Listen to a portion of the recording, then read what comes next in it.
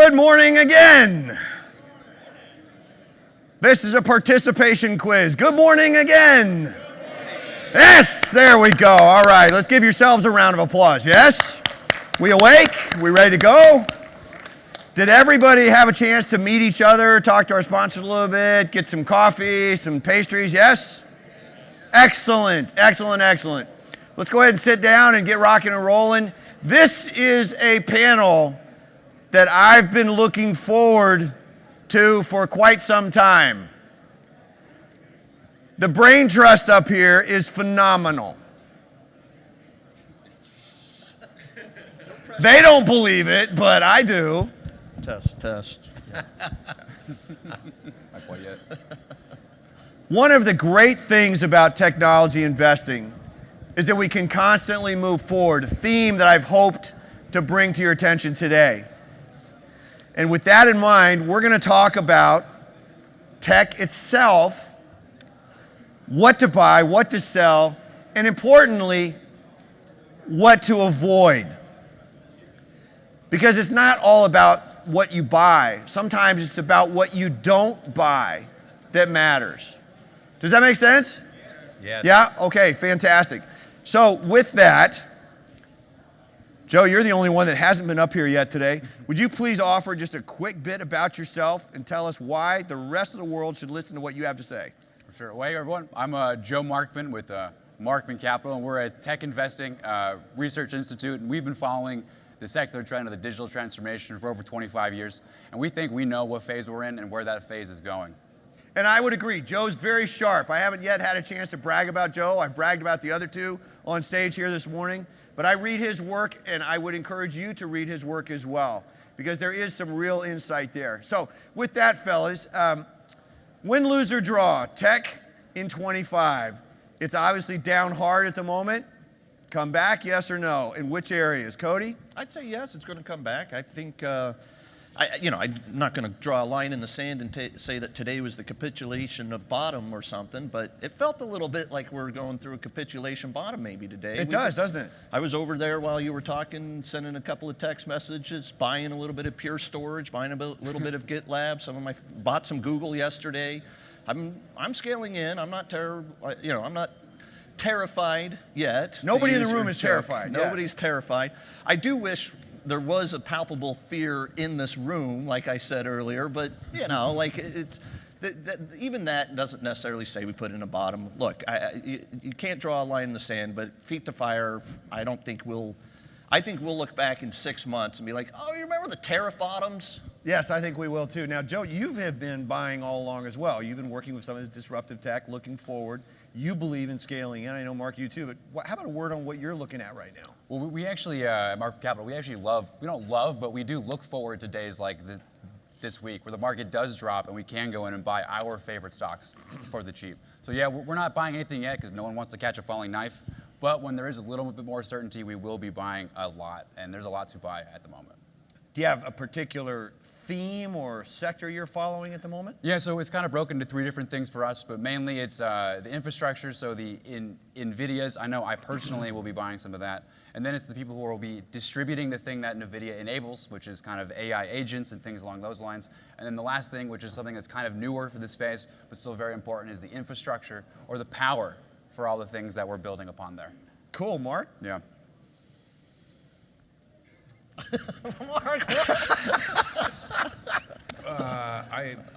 so there's a lot that I don't think we've seen the bottom until we get estimates cuts. I said that earlier, and that depends on whether we go into a recession or not. If we're going into a recession, the market's going to go lower, estimates will go lower, and then there'll be a buying opportunity in that. Doesn't the recession, it takes 2 consecutive quarters of sequential GDP decline? So we may have our first one here, and then we're going to have a recession declared by, there's a group that declares recessions. Yeah, the recession declaring club. Yeah, them. I think they do that in after the June quarter, so they'll look back and told us what we lived through. Yep. Oh, yeah. That's right. No, I have full respect for the people who do that. None of us even know the acronym. NRCS? NREC, something like But that. I don't want to laugh about it. I think there's a real risk here. So I think the real question, I think the policy question is, are we going to get retaliatory tariffs? Well, we just got it from China. I don't think we've heard from the EU yet. I think they're coming. I think there's going to be retaliatory tariffs. How all of this unwinds is a very hard thing to see clearly right now. Maybe it'll be clearer in a couple of weeks or a couple of months. Are we going to be higher by the end of the year? I don't know if I've got great confidence that we will be. Are we going to be higher in 2 or 3 years? Yeah. I mean, look, we've all lived through these cycles. And again, the most recent one I did was this is 20% off in tech stocks. Okay, that's significant, but we suffered through 40 to 50% cut in tech stocks in 2022 because we had this rapid rise in interest rates. We're not going to have that now. So the question really is, are we going to go into a recession? Is demand going to really cliff down? We began the year with a relatively healthy economy. We just did. Yeah, but you're hedging now, Mark. Are we going to be up or down? By the end of the year? Mm-hmm. My guess is that we're up, but I think we go lower first. And if I'm wrong, I think it's going to be that we go lower and we go lower. But then next year, there would be a recovery. More than a 12-month down cycle. Now, we may bottom along for a while. It depends on whether we tip into a recession or not. Yeah, I see you nodding your head there. It's hard to argue. I mean, if the estimates start getting cut, the S&P 500 is trading at like a 20 PE right now, but it's down 10% or something. So if the estimates drop more than 10%, the S&P is more expensive at that point than it was prior. So, I mean, the recession is certainly the risk. I think countering that is, I fully do believe that the AI revolution is kicking in already. You called it the BlackBerry moment of the BlackBerry phase of the AI revolution. I've been calling it the AOL dial-up internet phase of the AI revolution. Yeah, but Steve Jobs didn't take your name for the iPod. No, so exactly. Nobody takes my name for You're out to left field. I'm not a good brand person. But look, I think the AI is very deflationary. It is very productive enhancing. I do think it's already starting to be filtered into S&P 500 companies. They're aggressively investing and trying to figure out how to utilize it. And if that actually plays out, if the spending doesn't get cut by the Mag 7, if they continue to spend tens of billions of hundreds of billions of dollars, approaching $1 trillion over the next 3 to 4 or 5 years, total capex, Nvidia is going higher. The numbers will not go down in that case. And this stuff is all sort of reflexive, to use a George Soros term. Don't yell at me, all you Republicans out there. But the reflexivity of it all exists too. So the risk is that this downturn makes the wealth effect reverse, and everybody gets scared, and the actual consumer does retrench, and the corporations and enterprises lower capex and try to retrench themselves, and, batten down the hatches. That reflexivity is the big unknown. I do think that we probably have AI kicking in, and it's not going to allow that to take this market to take this economy into a recession. But clearly, if it does, numbers will probably go lower, and stocks will probably be lower at some point too. Yeah, some of the research we have done shows that initially the AI return was sort of $1 to $3. I said it's going to go 2 to 10. It might even be 3 and 20 now, in terms of what's coming back onto the balance sheets and onto the P&Ls. Now, you've done a lot of work in that area, saying we're looking out beyond the immediate market term. If you're going to buy something today, if you're going to look at where are you really going to focus, not what, but where, what's catching your attention as being the most undervalued, the most compelling investment, not necessarily a trade, but an investment? Well, I really love the stats you shared about the dollar return on AI investment. And in that regard, specifically also with the tariffs we experienced this week, well, the whole goal of them is reshoring, bringing back work here. And one of the things that has been the biggest barrier to reshoring is the cost of a United States worker. And one of the things that will subsidize that are these AI agents that I'm sure everyone will learn a lot about today if they haven't already. And these AI agents will replace people doing actual knowledge work tasks. And so that's kind of how I think companies will be kind of splitting the difference between those two things. And companies that are excelling at those right now, one that I'm particularly excited about really is Meta. They haven't really launched them live yet, but they have some AI agents that are going to be doing some pretty crazy stuff, like auto-analyzing videos to then sell that data of what's happening in the video to like your local gym owner. So say you post a video of your workout, which I'm sure all of you do, posting videos of your workout. Well, it'll be able to analyze those things and basically like, hey, well, you're deficited something in this. This local company will then ping you to sell you that deficit. So companies like that. Another one is ServiceNow. They're more government-oriented, but they're kind of like the WD-40 for process workflows.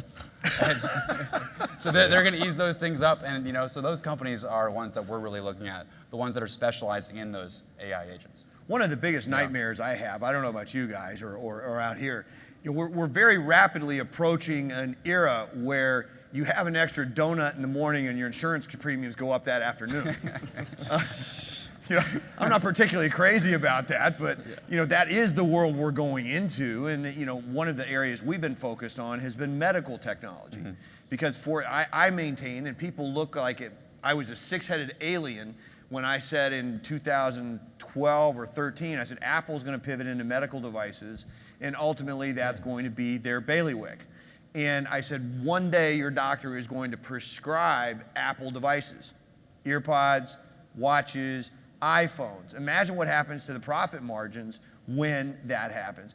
If we're going to go to the opposite side, what would you avoid? What tech? Now, you alluded to it, companies that are on the wrong side of the equation.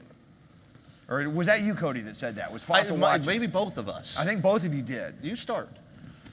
Well, what to just absolutely avoid like the plague? I don't know about the plague, but in an environment where we are going to see a softening consumer and enterprise demand market, the names that are most exposed to discretionary spend. So in the space, and I look at consumer internet, so I'm all over the map, but literally, and one of those areas is travel. Travel's a pretty big discretionary category that's held up phenomenally well, but that's the first place where I'm starting to see signs of softness. So I think some of these are wonderful business models like Booking, Expedia, and Airbnb, but I don't think this is the time to be buying those stocks. They have to get cheaper in order for that to happen, a lot cheaper. And then I look at a lot of advertising names, Google and Meta, Snap and Pinterest. And I just think companies that are exposed to brand advertising as opposed to performance marketing, I think brand advertising companies probably get hurt. So I'd be very cautious on names like Snap. I'm cautious on them anyway, but I'd even more so in a downtick environment like this. Yeah, actually, I like both those examples. Even the financials, I think you've got. I do think that even blockchain is a threat to the classic banks over time, and then of course if there's a recession, I think the XLF is a great hedge to just sort of your other things. I think a lot of the utilities and energy stocks, they've come down already, but I think they've got more downside too. I think that the hype around energy into the AI has been too much, and I think these are boring old school companies, and they're going to go back to being boring old school companies. Yeah. Joe? Well, we are bullish on medical devices overall, but we think right now the medical field is just not really one to kind of put a foot into at the moment. It's not really a tech reason, it's more of like a tariff reason and kind of more of the Maha movement. There's just too much uncertainty of what's going to change regarding a lot of the medical. So while medical devices are really cool, and I actually have a personal friend who was recommended to use an Apple Watch by a doctor to track heart rate. So that definitely is a thing, but the medical companies themselves aren't going to be benefiting from that. It's more of the tech companies that are making those devices. So for us, it's more of medical overall. Can I add a comment on that? I think when the CEO of the United Healthcare Insurance got murdered, and the reaction from both left and right generally was yay, and people were excited, and this guy's now a folk hero and stuff. And I think that underscores how broken the healthcare system in this country has become, and the Republican-Democrat regime has spent my entire lifetime centralizing control and pricing and everything else of healthcare, and that's why it's broken like it is, while they're trying to maintain 95% gross margins at Gilead and stuff. Right. And I think that this paradigm is over. I think that we have the start of a backlash, and I avoid all medical healthcare stuff right now, because I don't know that we know what the model looks like on the other side of this, and I don't think 95% gross margins for drugs is going to maintain. That's really a good point. Yeah, I think that's a very valuable point. On terms of tech, though, I mean, right back to tech, is there something other than that you would just say, hey, I'm just not going to touch this element of tech? To me, it's something like a GoPro. Anybody remember when that was going to change the world, and it's a subscription model, or the Pelotons of the world? Again, I said no way. I'm going to ride Mark's coattails again here and sort of say it's like, look, those second-tier social media companies, Snap and Pinterest, I would avoid those. I think one of those things, it's like Google at a 15 PE, I'm a buyer, but Snap at any price, I'm not a buyer. So, I think you avoid the second-tier things, especially if you have a recession risk here, and stick with the highest quality names. Highest quality names, what I've done forever. I also want to throw out, you maybe think about medical devices, and nobody thinks about Google as a medical device company because it's not one. But they have these investments in life sciences that are kind of well below the radar, I find really intriguing. And then they also have an investment in an asset. So I want to remember the core businesses, but I always, when we invest in tech companies, when I think about investing in tech companies, I always think about what's the option value? What do they have that's 3-5 years down the road that's going to be really interesting? It's not search for Google, that's well known. It's not YouTube. I live in San Francisco. I live in the suburbs of San Francisco. I work in downtown San Francisco. I look out my window, and I constantly see these Waymos. I've ridden around in them. I mean, it's an eye-opening experience. It's like when you first got your iPhone, maybe when you first got your Alexa device, maybe if you're a big book fan. Like, there's a few of these moments when you first got your broadband internet access, and it's an aha moment. It's coming. It's in Austin now. It's going to be in Dallas later this year. Robo-taxis. And I just think about, like, this is great option value. I'm sorry, it's like valued in the public markets at $50 billion to Google. They are the leader right now in robo-taxis worldwide. Now, maybe Tesla comes and displaces them, but by the way, Tesla, the value of Tesla that's ascribed to robo-taxis is probably 10x what Waymo has. And I'm sorry, they're not 10x bigger than Waymo, they're 10x smaller than Waymo. So but the reason why the cost for a Waymo is hundreds of, at least 6 figures, let's put it there. Yeah. And the 7 cameras that cost $200 in a Tesla is why the cost structure, if Tesla can pull this off with vision only, it kills Waymo's product.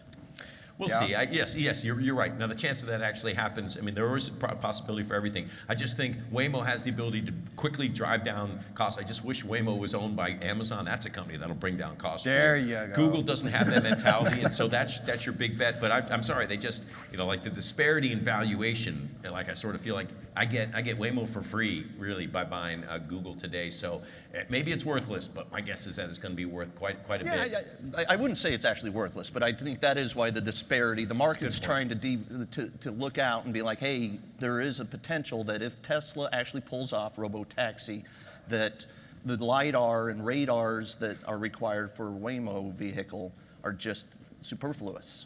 Well, they also have the data gathering point of view. I mean, there's millions of Teslas on the road gathering millions upon billions of data things. So their actual bank of data is just far superior to Waymo. So once they do crack it, and I mean, I've been in FSD pretty recently, and phenomenal, absolutely phenomenal. So I do think it doesn't get sung enough. I'll make a quick note, by the way. I drive a Cybertruck with FSD. My wife drives a Model S with FSD, and I've had a Model 3 years ago with FSD. So I've seen the entire progression of this over the last 5 to 6 years and the incredible improvements. But I will tell you, in rural New Mexico, about half the time the Tesla gets in the wrong lane on a rural road sometimes. And you're like, this is not okay. It does so much better in Albuquerque or Austin and stuff, where there's so much more data, like to your point, that actually knows where the roads are supposed to go, and it has like it doesn't know in Carrizozo, New Mexico, that is a 2-lane highway, not a 4-lane highway, and it's like beep, beep. Why did you take FSD stopped? Why did you turn it off? And like, because you were about to kill me. The cow in front of the truck, yes. Yeah, we have that issue on Anacortes. We have a traffic jam when the cows get out. Yeah, that's right. The FSD doesn't like that. So is there something, in your estimation, that is uniquely underappreciated about tech within the next 5 years? I mean, you guys all are experts at looking beyond the veil, tremendous forward-thinking reputation. Tremendous. I Tremendous. love Yeah, it. tremendous. My reputation. Yes, you do. I'll go quickly. Just look, I think what I said earlier, that AI and robotics are not going to kill jobs. They just make jobs 10 times more productive. They make the world 10 times more prosperous. I think that is the key that everybody's missed. Everybody thinks that AI and robots take jobs away, but I think agree. that's a very limited worldview. We will have 10 times more high rises. We will have 10 times more I share that. amazing Yeah. TVs Yeah. and technologies and displays, and it all accelerates. It doesn't somehow kill the economy. It doesn't kill, like, Right. your receptionist might not be around anymore, but there will be a million other jobs that will be Right. supervising and enhanced with AI and robotics. I Joe? just think the one difference and why it's a little more of a slam in the face with AI right now is no one ever anticipated it'd be knowledge workers that that the AI would be able to replace versus physical Production tasks. workers. We all thought robots would come first before actual, like, being able to spit out a 10-page report or analyze a spreadsheet. And so in that regard, what we're really excited about, honestly, is Microsoft, believe it or not, just because their suite of products that are enabling ChatGPT into it is absolutely phenomenal. And just last month, they launched a deep research model where you can upload a spreadsheet and it'll just give you all of the analytical data that you want from that spreadsheet without prompting. And I think the big difference is the traditional model was, hey, we program a program to do a task. We anticipate A, B equals C. But what's different with these LLMs and AI is we program a robot and then give it a task it has not been programmed to do. And it does it well. Mark? And then let's take some questions I agree real on quick. AI and robotics. I like Amazon because I think they're the largest deployer, or got to be one of the largest deployers of robotics in the world. And then during the break, I was asked I had a half a dozen conversations on Nvidia, and I don't cover Nvidia, but I do cover its biggest customers. And when you're doing research on a company, like if you could talk with its biggest customers, that's like checklist number one. And well, I do, and I talk with Amazon, Google, and Meta. And maybe they're all irrational capitalists. I doubt that. They're cutthroat capitalists, and so maybe would they be slightly overspending on AI? Maybe. And not Amazon. That's a company with a heck of a lot of discipline because they've run at such thin margins. They've had to be cost disciplined. Anyway. So when I hear them and I talk with them about the reason why their biggest constraint that they currently face in their business is they can't buy enough Nvidia chips. And I hear that and I'm thinking, Lord, why am I not buying Nvidia as a stock? So I don't have a recommendation on it. I don't cover the stock, but I cover its biggest customers. And when I hear if you hear somebody, their biggest customers saying, I wish I could buy more of that, that's the kind of what they call a channel check. That's the kind of channel check you want, and so it's just because it came up a lot during the break. I'll just make that point about it. Well, it's interesting because we have NVIDIA as a primary holding for our portfolios, and one of the checkpoints that we had was, they asked me about NVIDIA, aren't you worried about NVIDIA? I said, no, they're selling every last chip they make, and then some. So, there hasn't been a single order canceled. There hasn't been any through this recession, so I'm not particularly worried about the downturn. I'll give you one other, And by then the let's way, take a question. Okay, real give me quick, one, just yeah. if by chance those guys do end up cutting CapEx and Nvidia ends up not having unlimited demand for its chips, Avago is a better short than Nvidia anyway. If Nvidia's in trouble, Avago's screwed. There you go. All right, ladies and gentlemen, thank you very much for the panel. Yes, let's have some Q&A. Anybody got some Q&A? Questions? No? We gave them all the answers. You guys are like the most chill audience. I mean, it's like everybody in here is just like, okay, we got this. We're cool. No questions? I got a question, to their sir. stomach because stocks have crashed. Nobody's just- terrified. Please. This government's new policy bringing manufacturing to U.S., what do you see the vision of Intel moving NVIDIA's order from TSMC to Intel? What was the question again? I didn't catch it. So now Intel has fab, and Intel opened it for all other companies, so NVIDIA can use those fabs. So do you see any possibility NVIDIA could move from TSMC to Intel? It's a small chance. I mean, I think TSM is, building fabs here also, and NVIDIA is more likely to stick with TSM than not.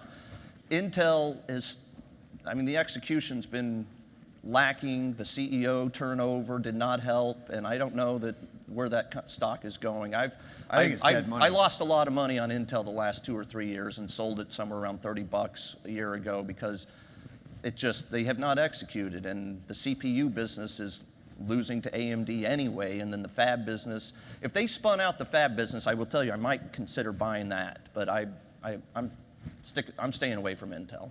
Yeah, same. My own take is Intel is dead money. It's a hard, it's a hard thing for me to say because it's a company that has a starred legacy. But if you're going to move forward, you want to move forward with a company like Nvidia or AMD or TSMC itself. If Intel's offering up its fabs, it's because they can't use them themselves. So, if TMC going to come in and redo all of Intel's fabs, probably not, because it's going to cost too much money. Would TMC come in and rebuild their own fabs? You bet. So we actually recommended Intel in January around 20, and we have a price target around 35. But it was more of like a reach national security play.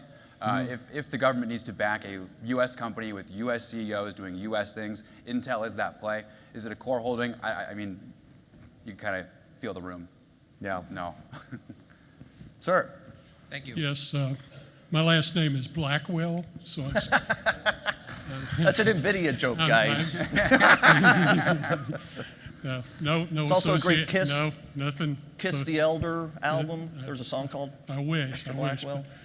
Do you have any idea? Is the party over for Blackwell? Is it?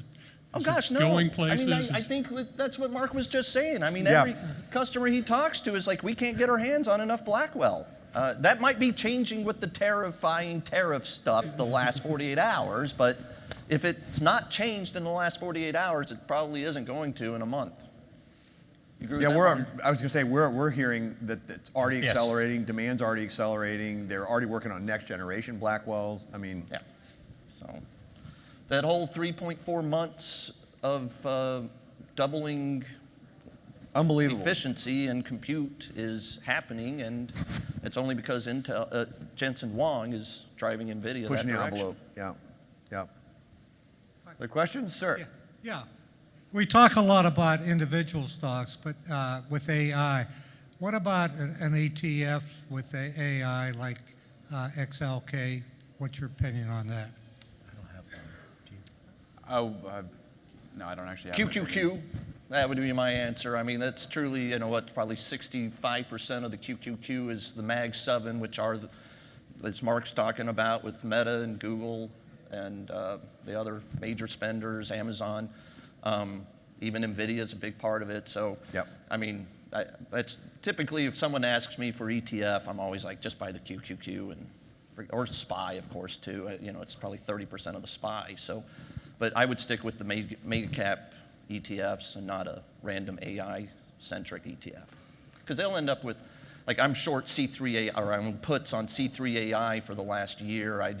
There's a theme here. You've got like a lot of puts, man. I run a hedge fund. I so know, you gotta exactly. Protect it. Well So done. Today, just for the record, the last 48 hours has not been fun for me either, because I have a long bias even with those puts. Yeah. That's a good statement. Yeah. Yeah. I have a question on Oracle. They have a very large database over the years. They've now gotten to the cloud, and they have they're like an octopus. They're in a lot of companies' databases and all.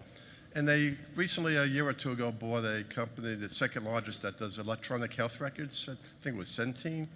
Any comments on your outlook on Oracle? We're actually pretty bullish on Oracle, just because they're the company where the software you can run. It's basically more of their security backbone. So say you run 10,000 banks and you need to have local controls. Oracle software allows them to actually all be monitored and automated from kind of like an ivory tower standpoint.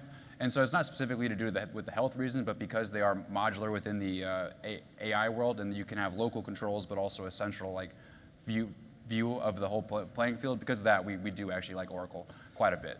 I like Oracle, the fact that they're the cheapest inference provider out there, and I think there's more demand. Clearly, as Mark mentioned here a minute ago, with them, every hyperscaler not having enough compute, Oracle's probably benefiting from all of that. But the balance sheet is what kept me from actually buying it recently. I wanted to, and there's like $70 billion of net debt on the balance sheet. They were borrowing money to buy back stock, and it's worked. I mean, the stock's up since they were doing most of the buybacks, but that balance sheet is what kept me from, now they're supposed to spend a bunch of money on this Stargate and building these new data centers for OpenAI and stuff, and I just couldn't get over the balance sheet.